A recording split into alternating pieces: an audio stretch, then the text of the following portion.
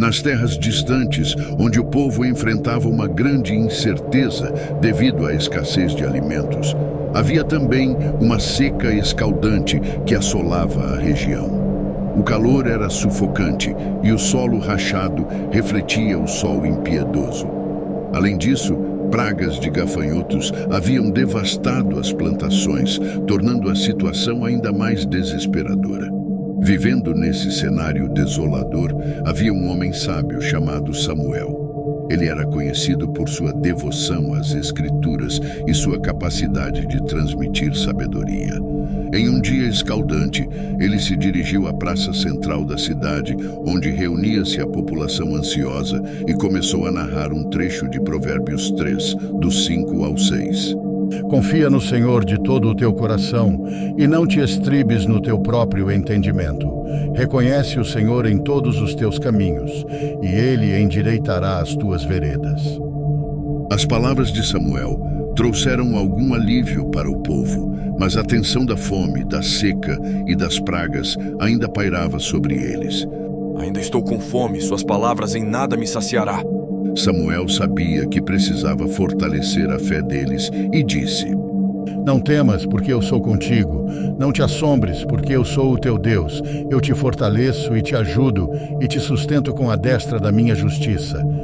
Inspirando-se nas palavras de Isaías 41, 10, a luta contra o calor escaldante, a seca e as pragas de gafanhotos continuava, e Samuel também sentia o peso da situação. No entanto, sua fé inabalável, inspirada pelo exemplo de Jó na Bíblia, o mantinha determinado a ajudar seu povo a superar essa provação. As críticas começaram a surgir.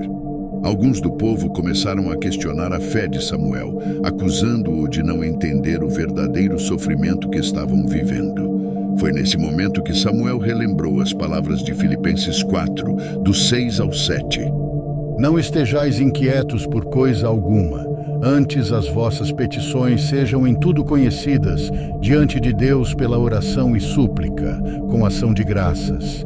E a paz de Deus, que excede todo o entendimento, guardará os vossos corações e as vossas mentes em Cristo Jesus. As críticas e a tensão persistiam, mas Samuel permanecia firme, buscando inspiração nas Escrituras. Ele compartilhou as palavras de Mateus 6, do 25 ao 26, enfatizando: Por isso vos digo, não andeis ansiosos quanto à vossa vida, pelo que haveis de comer ou beber, nem quanto ao vosso corpo, quanto ao que haveis de vestir. Não é a vida mais do que o alimento, e o corpo mais do que o vestuário? Olhai para as aves do céu, que não semeiam, nem ceifam, nem ajuntam em celeiros, e vosso Pai Celestial as alimenta. Não valeis vós muito mais do que elas?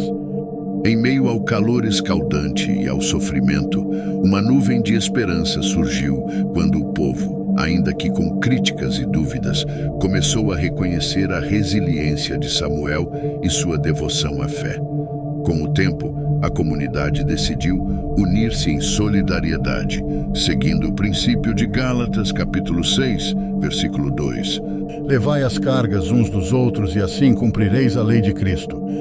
Com fé e ação conjuntas, a comunidade começou a plantar e cuidar da terra como nunca antes.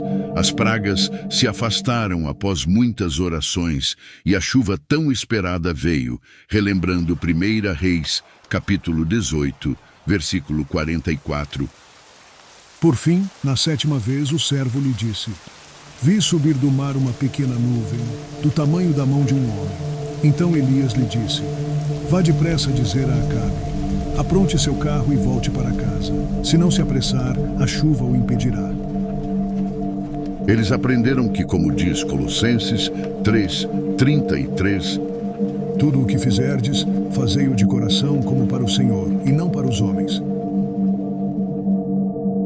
À medida que os dias se transformavam em meses, a terra floresceu. e a história daquela comunidade perseverante se tornou uma lição sobre como a fé, a confiança, a união, a resiliência e a esperança podem superar desafios, mesmo em face de um calor escaldante e pragas devastadoras.